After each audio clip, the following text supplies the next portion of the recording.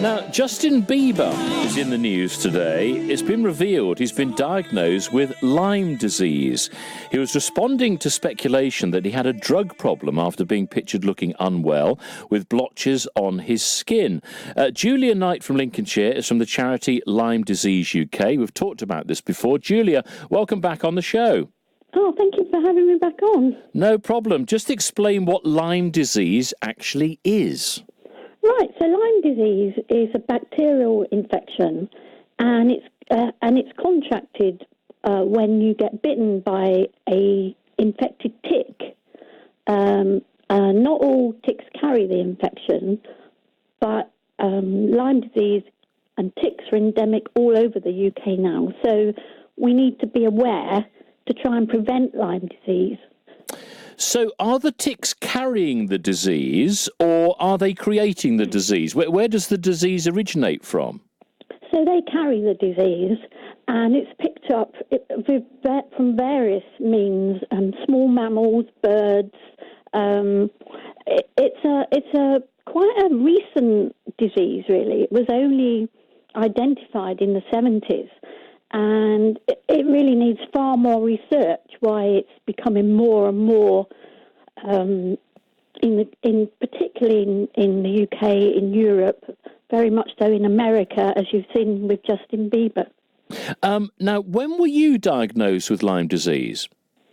Well, I went for, shall we just say, a forest holiday in 1999, and I was bitten by something. I was a very senior nurse at the time. I'd never heard of Lyme disease. I didn't know what had bitten me. I was fine, and about 2 months afterwards, I became very, very ill.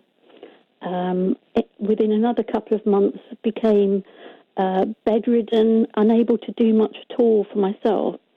Could not get to the bottom of what had happened to me because I was such an active person. And it took me, I was actually diagnosed at the time with ME, although I didn't really fit the picture for ME, but nobody could come up with another label. And it took me 16 years to get to the bottom of it. Goodness. How obvious was that bite initially? Was it just something you sort of, just carried on, or been bitten by something and carried on? Or did that bite develop into something else when was obvious? Okay, so with Lyme disease, some people, after they've been bitten, get a rash. It doesn't start right away, like after a mosquito bite. It normally takes a few days to appear. And the characteristic of it is that it slowly spreads outwards, and it can resemble a bullseye, although sometimes they don't. They're just a flat rash. But the main characteristic is it slowly spread outwards. They can get quite huge, and they often don't itch or anything. I didn't get a rash, and a huge proportion of people with Lyme don't get a rash, so you don't get that telltale sign.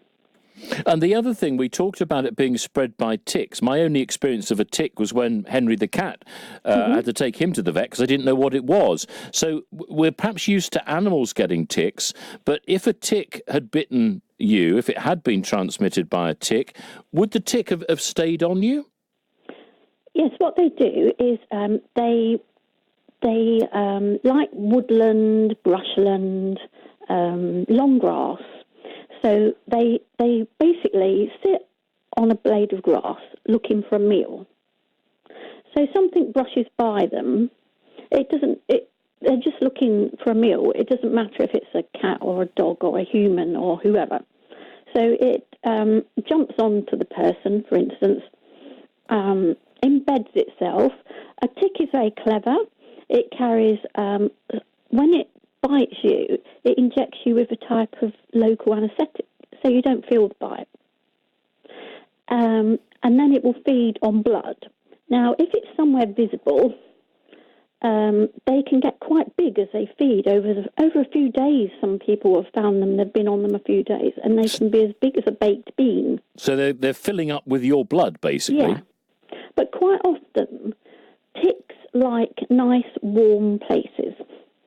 So they will often sort of attach quite often on the lower leg as you brush by, or your leg. And they'll walk up and find a nice warm place. In my case, behind my left armpit. Now, ticks, before they feed, can be as small as a poppy seed.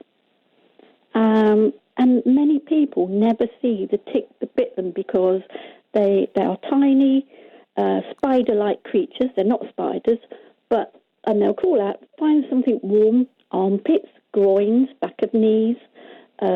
Children, very often, the hairline. They sit under the hairline.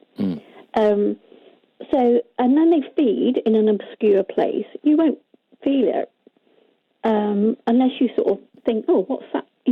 Run your hand along. But if it's somewhere that you're not generally looking at or you can't see, like the back of an armpit, they'll feed and then just drop off. Now, if people, let's try and give people some advice here, because the organisation, you've got a website, haven't you, where we can go and actually have a look and get more information about Lyme disease. What is the website, Julia?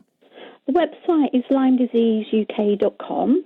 You can also find us on Facebook, Twitter and Instagram. And the most important thing, because Lyme disease is often misdiagnosed in this country because awareness is very low.